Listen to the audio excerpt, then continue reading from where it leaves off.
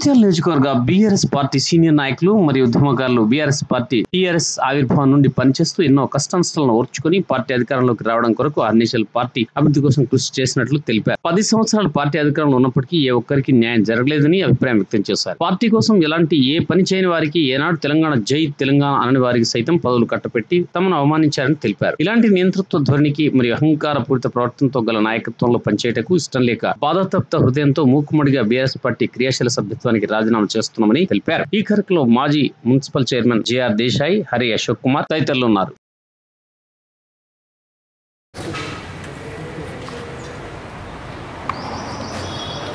ఉద్యమకారుల ఐక్యత వర్ధిల్లాలి, ఉద్యమకారుల ఐక్యత వర్ధిల్లాలి, ఉద్యమకారుల ఐక్యత వర్ధిల్లాలి,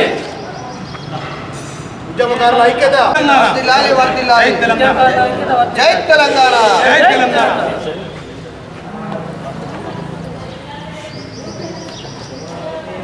జగిత్యాల నియోజకవర్గ బీఆర్ఎస్ పార్టీ సీనియర్ నాయకులు మరియు ఉద్యమకారులు బీఆర్ఎస్ పార్టీ అంటే పాత టీఆర్ఎస్ పార్టీ ఆవిర్భావం నుండి కూడా పనిచేస్తూ ఎన్నో కష్ట నష్టాలకు ఓర్చుకుని అధికారంలోకి రావడానికి అహర్నిశలు కృషి చేసిన 10 సంవత్సరాలు పార్టీ అధికారంలో ఉన్నప్పటికీ ఏ ఒక్కరికి కూడా న్యాయం జరగలేదు.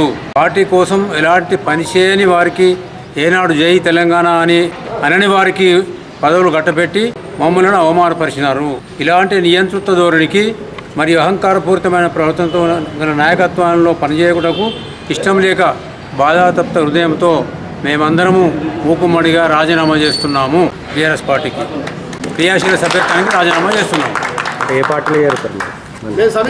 సమిష్టి నిర్ణయం తీసుకున్నాం. మళ్ళీ ఒకసారి కూర్చోండి, సమిష్టి నిర్ణయం తీసుకుంటాం. ప్రస్తుతానికి ఏమనుకోలేదు. తెలంగాణ కోసం మేమందరం ఇష్టపూర్వకంగా కేసీఆర్ నాయకత్వంలో పనిచేసినప్పటికీ మాకు మాత్రం నాయకులకు కానీ కార్యకర్తలకు కానీ ఎవ్వరికి కానీ ఏ ఒక్క పని కూడా జరగలేదు. మాకు అవమానమే జరిగింది.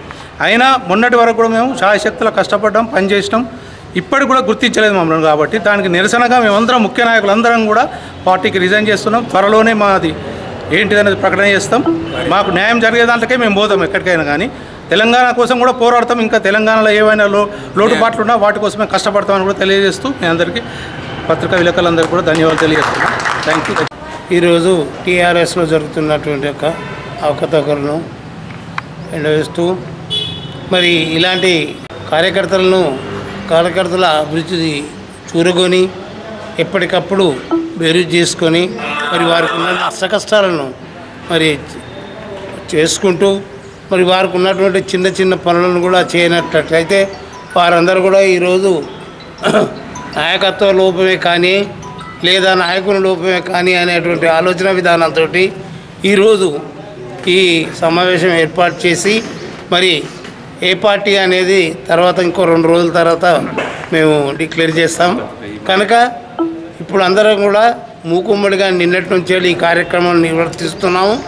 కనుక తప్పకుండా ఒక మంచి నాయకుడిని, ఒక మంచి పార్టీని ఎన్నుకొని మేము అక్కడ దాంట్లో ప్రవేశం అవుతామని చెప్పేసి ముఖ్యంగా మనం చేస్తూ ఉన్నాం.